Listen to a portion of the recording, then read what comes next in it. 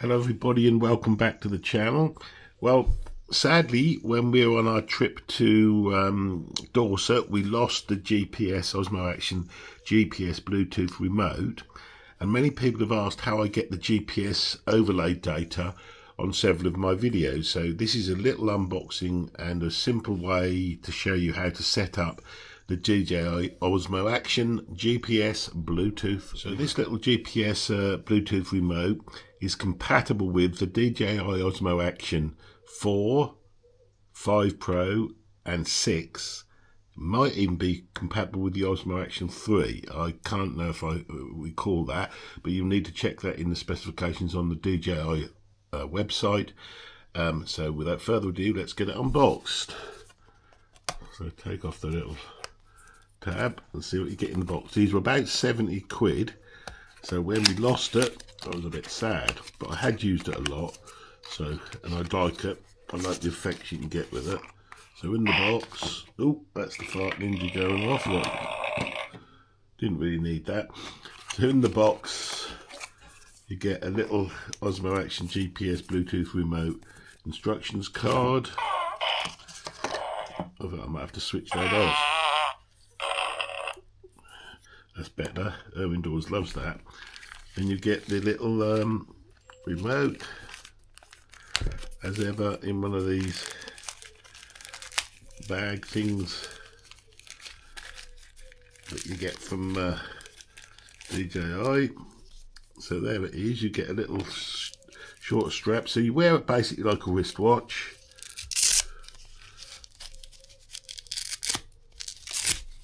It's all Velcro, it's all very solid, so you can adjust it to suit your wrist. Comes with a little tab on the screen, and the first thing to do is to charge it up, and you charge it up using USB-C as ever. There's the bind button there and so on. Seems there's a little thing to peel off on the back as well. So without further ado, let's get it charged up. Didn't come with a charge lead. I've got many charge leads, but that does surprise me. Most products at least come with a USB-C charge lead. So let's get it charged up. Charger, as I said, it's very simple. You just plug it into a USB-C and it flashes green like that. This isn't bound yet, so I'll let it get charged up first. When it's charged, I think it goes to solid green. Takes quite a while actually. So it was all charging and I switched it on.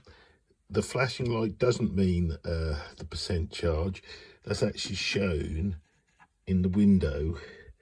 And I had it on for one that's actually 99% charged. I'm searching for GPS, but it just flashed blue. I switched this camera on, which is the Osmo Action 5, and it's now updating the Bluetooth remote somehow. So I'm just letting it do that.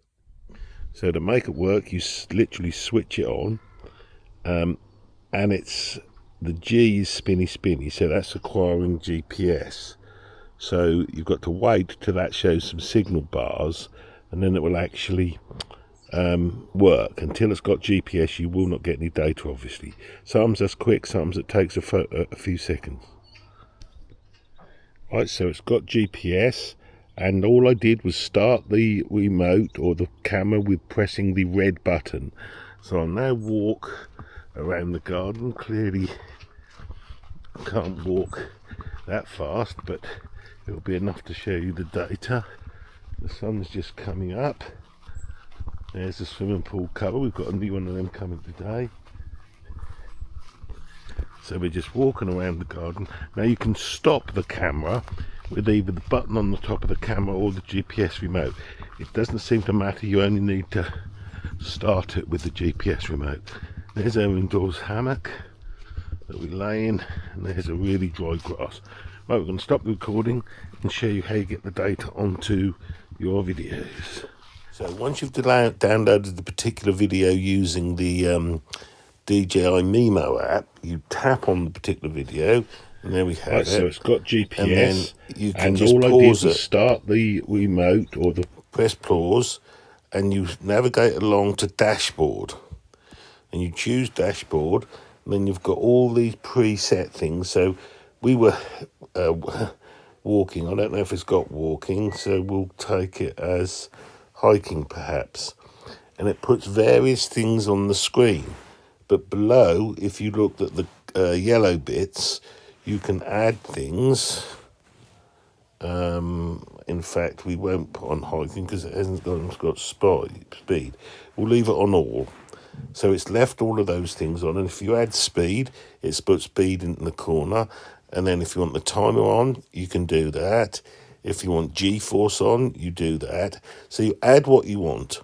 Then you click tick, and then you export the video. So I only took this at 1080p, so we're going to export it at 1080p. So it exports the file doing this. Doesn't normally take very long at all, and that will have added all of that GPS data to your video, and then you add that particular video into the into your video of the project that you're making. So we'll just let it finish, and there you go. Then you click done, and you've got that additional video, which will be the one up here. Which, if you just click play, right, so it's got GPS. You can see and all the I data did was on there. start the remote Right, so or the camera with pressing the